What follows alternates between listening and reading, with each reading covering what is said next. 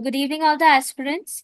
Here we have the speaker, Dr. Nikhilesh Jain, who is a director and operational head, depth of critical care services care at CHLL Hospital, Indore. Sir, you may take over. Yeah.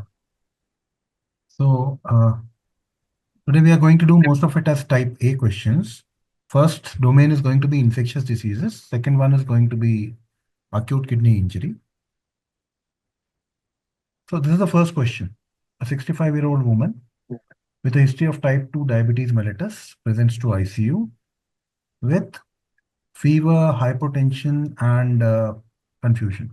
She was recently discharged from the hospital after surgery for a diabetic foot infection. On examination, she is febrile. Her blood pressure is 85 by 50 mm of mercury, and she has tachycardia. Now, blood cultures are positive for gram-negative bacilli. So, what is the most appropriate initial antibiotic therapy in your opinion? Can I have the answers? You can put it in the chat. One answer is there. Right. Correct answer is D, meropenem. And this patient likely has a septic shock due to a gram-negative bacterial infection, possibly involving MDR organisms because of a recent hospitalization and surgery. Broad-spectrum carbapenem, it is effective against a broad range of gram-negative organisms, including ESBL-producing bacteria. So it is the right empirical choice. Second question would be, a 45-year-old male presents to the emergency department with severe dyspnea, high fever, and a productive cough. He has a history of smoking and recent travel to an area with a known Legionnaire's disease outbreak. You do a chest X-ray which shows bilateral patchy infiltrates. Now, which diagnostic test is most specific for confirming the diagnosis of Legionnaire's disease? Can I have the answers in the chat box? So the correct answer is again urinary antigen test. It is highly specific, provides rapid results, and it makes it a most useful diagnostic test for Legionnaire's disease, especially if you have the setting of an outbreak. Next is a 50-year-old woman who is admitted to the ICU with a severe headache, photophobia, and neck stiffness. She's febrile and her blood pressure is 110 by 70 mm of mercury. You do a lumbar puncture which reveals a cloudy CSF with a high opening pressure, elevated white count with a neutrophil predominance, low glucose and high protein levels. What is the most likely causative organism? Yes, sir, answers this time. So the correct answer is Streptococcus pneumoniae. Why were you thinking of Neisseria meningitidis, most of you? Well, for me, I thought Neisseria meningitidis is the most likely cause of a bacterial meningitis in this woman. The most commonest cause is still Streptococcus pneumoniae for all practical purposes. Wow, okay. Okay, right. So, CSF findings of neutrophilic predominance, low glucose, high protein, all of them are consistent with the bacterial meningitis. You talk about a 30-year-old male patient with HIV or AIDS and a CD4 count of 50 cells per microliter, admitted with a 2-week history of progressive dyspnea, non-productive cough and fever. Oxygen saturation is 85% on room air. Chest X-ray shows diffuse bilateral interstitial infiltrates. So what do you think is the most appropriate initial treatment here? D and B. Any other answers? Okay. So the majority of these. That is correct. So what you're suspecting is that probably this patient has got an pneumocystis. Can I have the mics off? All the aspirants are required to mute their mics. Okay. I guess now it is better. So basically, this patient is supposed to have pneumocystis zerovecchi pneumonia, which is a common opportunistic infection in patients with advanced HIV, and it is the treatment of choice for Pneumocystis, carinae, which used to be called earlier, now it is Pneumocystis xerovici. So next one, a 72-year-old man presents with history of severe diarrhea, fever, and abdominal pain. After being treated with clindamycin for a dental abscess, you do a stool test. It confirms the presence of C. diff toxin. What do you think is the best initial treatment?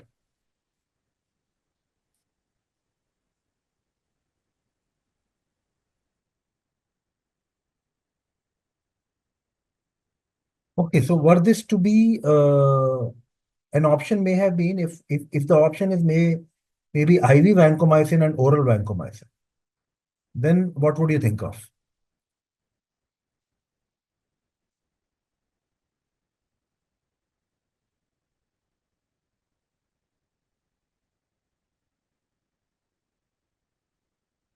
Okay, Mahi has answered correctly. So oral vancomycin is the first line treatment for severe C. diff infection, especially in cases of severe diarrhea and systemic symptoms. You can use metronidazole as an alternative, but it is less effective in severe cases.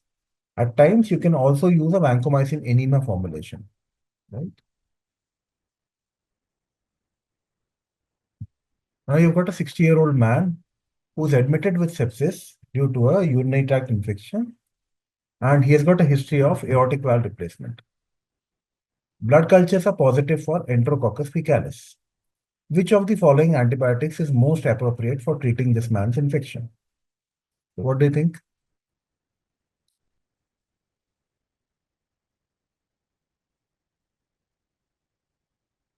Okay, there's one answer.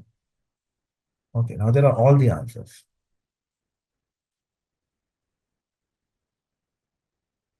right?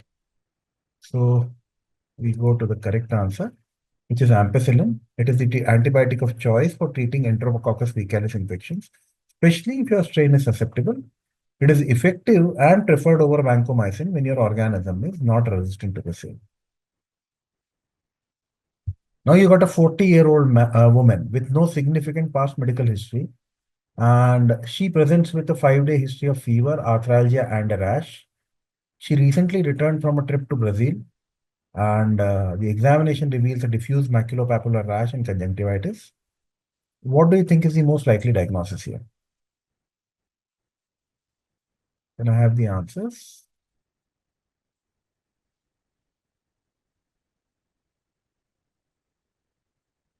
Okay. Why did Mahi think it to be chikungunya? Anyway, so the correct answer would be a Zika virus infection. Fever, rash, arthralgia, and conjunctivitis, along with recent history of travel to an area with Zika virus circulation. That is Brazil, is highly suggestive of Zika virus infection. Dengue and chikungunya can present similarly, but conjunctivitis is relatively more specific to Zika. Now you've got a 55-year-old man who presents to you with fever, chills, and a new onset murmur. He has got a history of mitral valve prolapse. The blood cultures are positive for Staph aureus. Which of the following complications is most likely if the infection is not adequately treated? So can I have the answers now?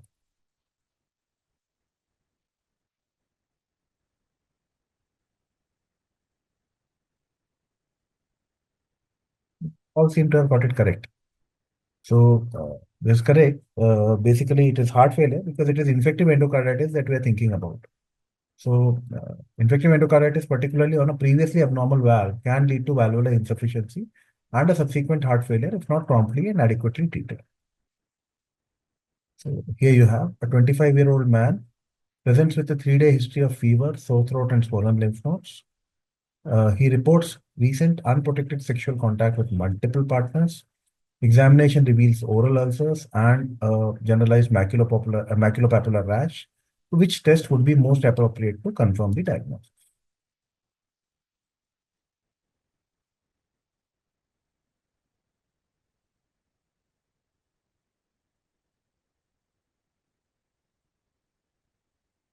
Who answered? Mainly C has been answered, and there's one D.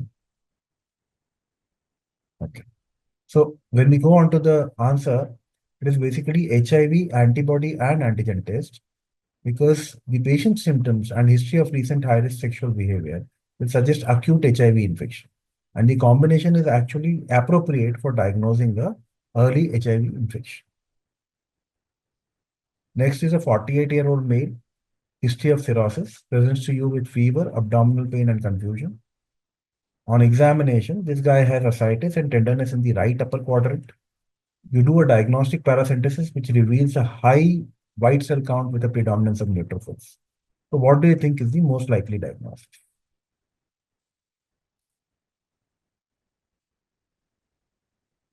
Simple, I guess. Simpler to catch. It is correct. Spontaneous bacterial peritonitis. It is a common complication of cirrhosis, which is what it indicates. Question number 11. 35-year-old man presents with fever, headache, and a stiff neck. He also complains of sensitivity to light and nausea. A lumbar puncture is performed, showing a slightly elevated protein level, normal glucose, and a predominance of lymphocytes. What do you think is the most likely causative agent? Okay, Mohammed has answered. Can I have other answers? I guess everybody's getting it correct that way. This is herpes simplex virus, and the lumbar puncture findings of slightly elevated proteins, normal glucose, and lymphocytic predominance are suggestive of viral meningitis, with herpes simplex virus being a common cause of such a presentation. Now you've got a 68-year-old male with COPD who's admitted to the ICU with severe community-acquired pneumonia. He is started on appropriate antibiotic therapy, but his condition deteriorates with increasing respiratory distress and a need for mechanical ventilation. What do you think is the most appropriate next step in managing this particular patient? Can I have the answers?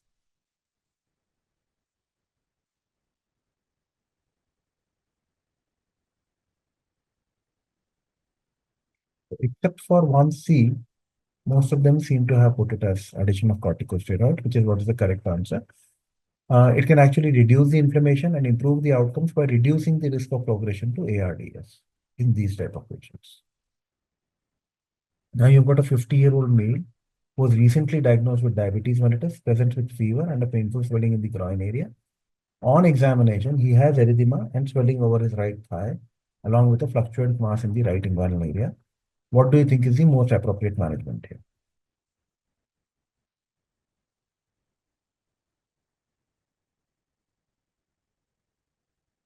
Okay. Most of the people have got it correct. It is indeed incision and drainage because it's an abscess that we are looking at, and that abscess would require an incision and drainage. Antibiotic therapy may be necessary as an adjunctive therapy, but the primary treatment still remains the source control in the form of drainage. We've got a 70-year-old man with a history of ischemic heart disease who presents to the ICU with fever and altered mental status. Recently underwent cardiac surgery, blood culture through MRSA. Which antibiotic is the best choice for treating his कौन infection? क्यों रही है? Excuse me.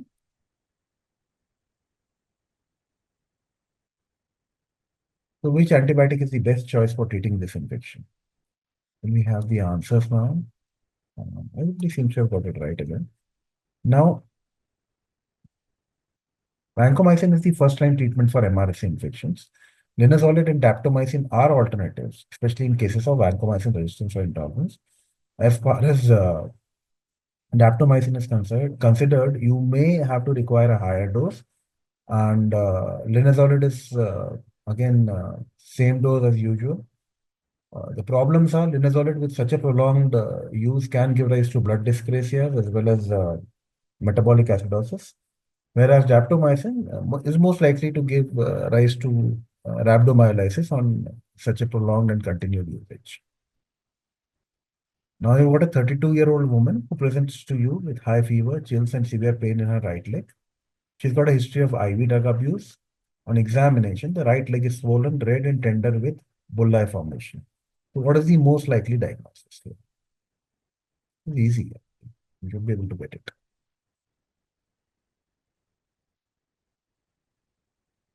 This is correct. It is a necrotizing fasciitis that we are talking about. The combination of severe pain, swelling, redness, and bulla formation, rapidly progressing and life-threatening infection, which actually requires urgent surgical intervention. Next, we go on to the renal domain. Definition of acute kidney injury does not include A. Increase in serum creatinine by more than 0.3 milligram per deciliter within 48 hours. B is increase in serum creatinine to more than 1.5 times baseline, which is known or presumed to have occurred within the prior 7 days. C is urine volume less than 0.5 mils per kg per hour for 6 hours. And D is, of course, increase in serum creatinine by more than 0.3 milligram per deciliter within 72 hours. So what do you think the answer is here? Hmm.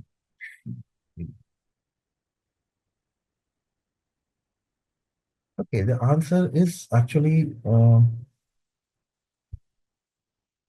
C. The answer is, wait a minute. The answer is actually, let me see how many people have got it right. This is, I think, Tanveer got it right. Then Mahi, no, not Mahi. After Tanveer,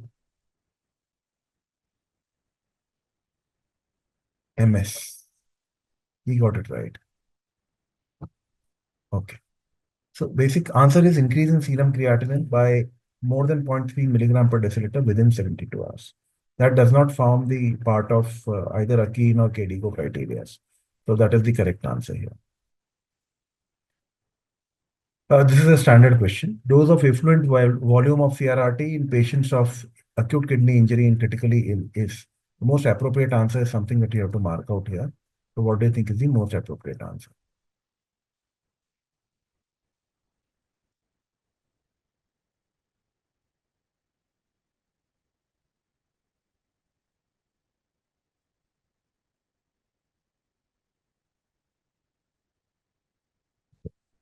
So now when we talk in terms of dose of effluent volume of CRRT in patients of AK and critically ill, it is at least, here we talk about the most appropriate option. So it is at least 20 to 25 mils per kg per hour.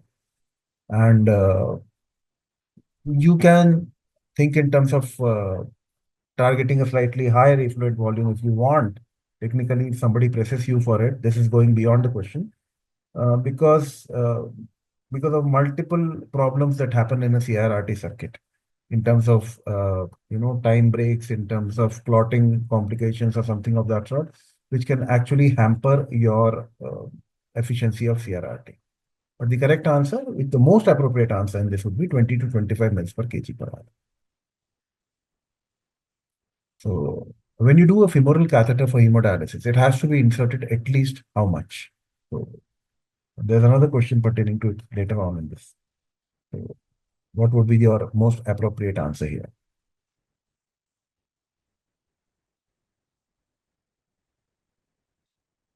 Right. So the answer would be C, that is at least 20 centimeters. For you to be doing a right internal jugular catheter, which is actually one of the sites of choice, uh, probably a length of 13 to 15 centimeters should be good enough. But when you're doing femoral, the length should be ideally more, and it is somewhere in the range of 20 centimeter. That's what the answer is. And this is a part of the problem is the next question. Adequate length of femoral catheter needs to be inserted in order to avoid. What do you think should be avoided here?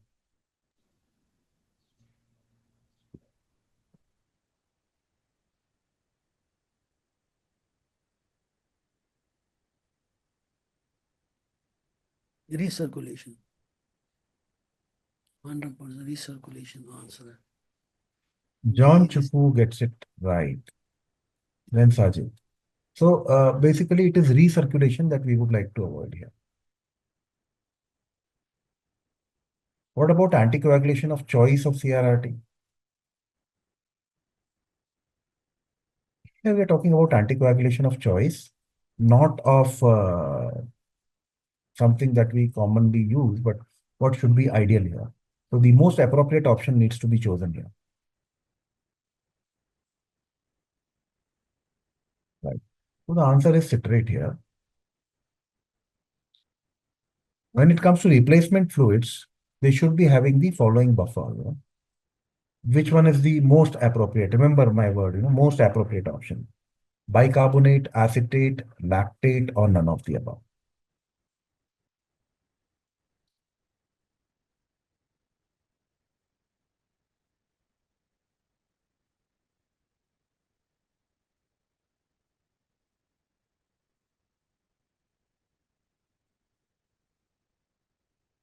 Right. So Mahi has got it right. It is indeed bicarbonate, which is composed of, like a dictum.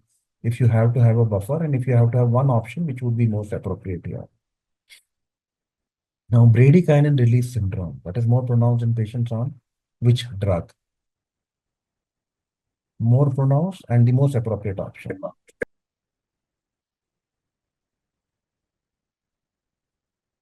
Uh, Everybody gets it right. This is AC inhibitors. And a further extension of that question would be to prevent bradykinin release syndrome. The filters are coated with what nowadays? Whether it is heparin, polyethylene, polyethylene amine, surfactant, or none of the other.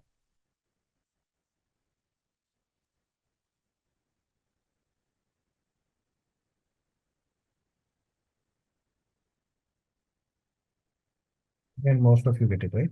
It is indeed polyethylene amine, which is what the filters should be coated with. Now, this is a very easy question, guys. So, which of the following markers is used to have both diagnostic and prognostic value in AKI? You should be able to crack this very easy.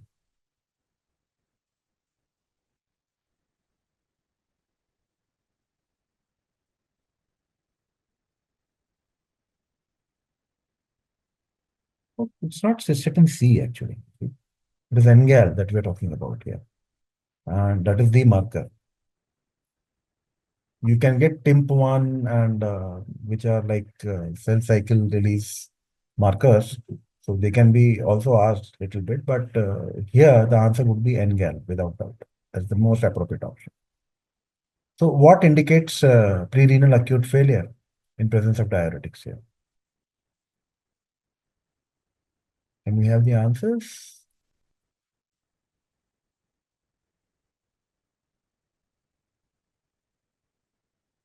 The most appropriate option, and think about diuretics. There's a specific reason why presence of diuretics had been put forward.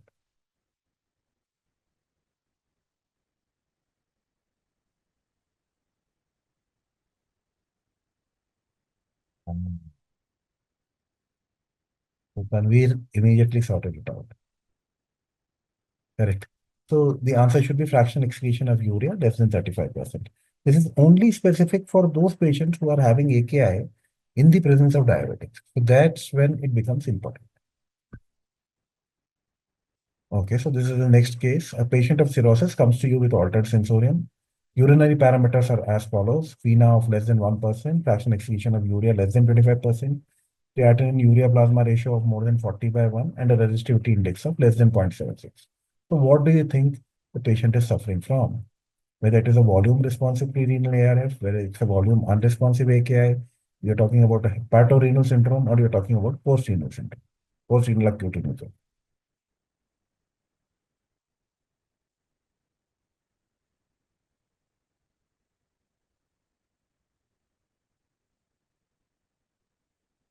Put a diagnosis of hepatorenal syndrome.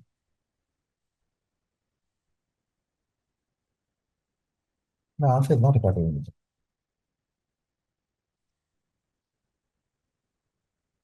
The answer is a volume responsive pre-renal acute renal failure. This is what it is.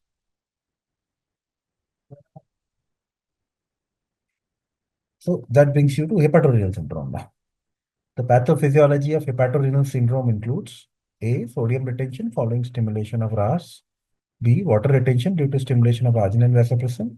Then renal vasoconstriction following stimulation of sympathetic nervous system. And of course, all of the above.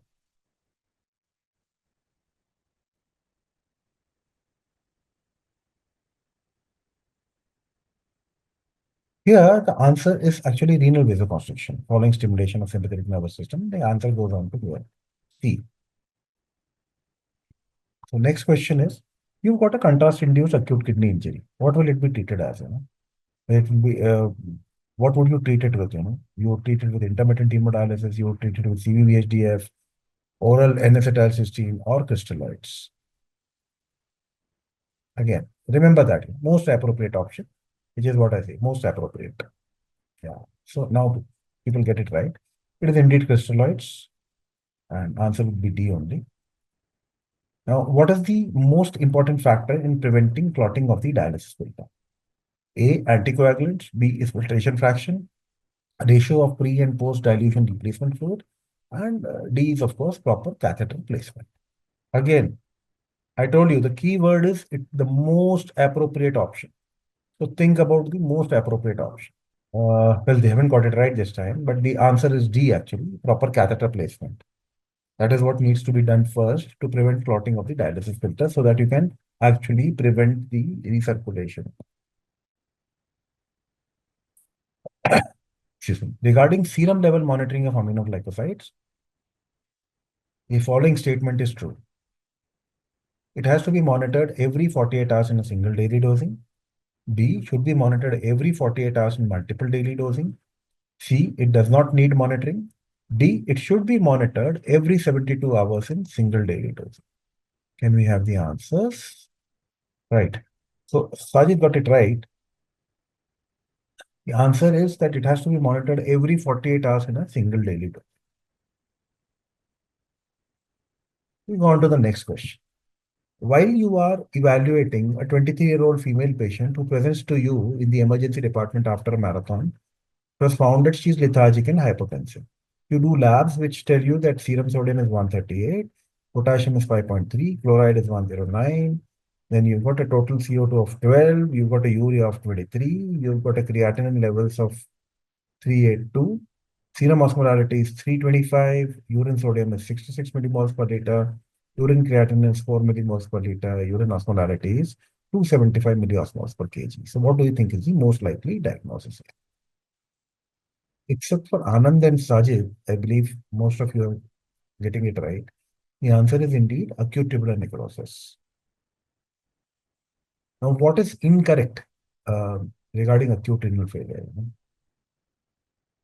In pre-renal failure, the ratio of ureas to creatinine is increased above the normal.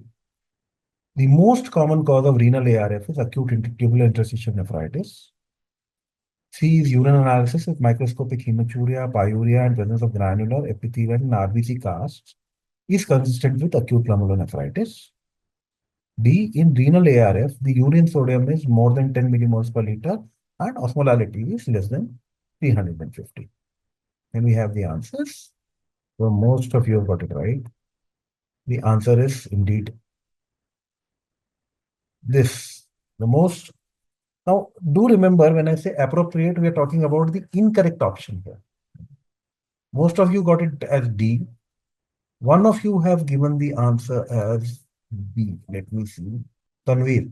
And the most common cause of acute renal failure is acute tubular interstitial nephritis is an incorrect statement. Remember that, the option is which is incorrect regarding acute renal failure. So that needs to be sorted out. Now, regarding fractional excretion of uric acid, which of the following statement is true? Fractional excretion of uric acid more than 10% indicates pre-renal causes. Fractional excretion of fractional excretion of uric acid more than 10% indicates pre-renal causes. Fractional excretion of uric acid less than 10% indicates SIADH. Fractional excretion of uric acid less than 10% also can indicate pre-renal ARF. And fractional excretion of uric acid has no diagnostic significance. So what do you think is the answer here?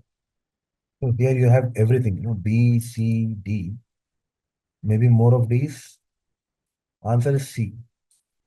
So that is fractional excretion of uric acid less than 10% does indicate pre-renal ARF. That is the most appropriate option. Now, what is the ideal filtration fraction to help in circuit survival while performing CVVHDF, and it should be kept below what percentage? Yes, there's a majority of B's, and the answer is indeed B. It is 25%, and that is the correct answer. That brings me to the last question in the session. How does bicarbonate therapy affect calcium concentration when it is used for severe acidosis?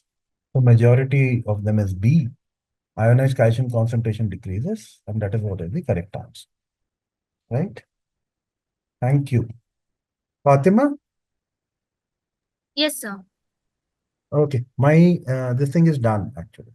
Okay, sir. So we wind up here. Oh, Thank you all the aspirants. Tomorrow session we'll be starting from 2 p.m.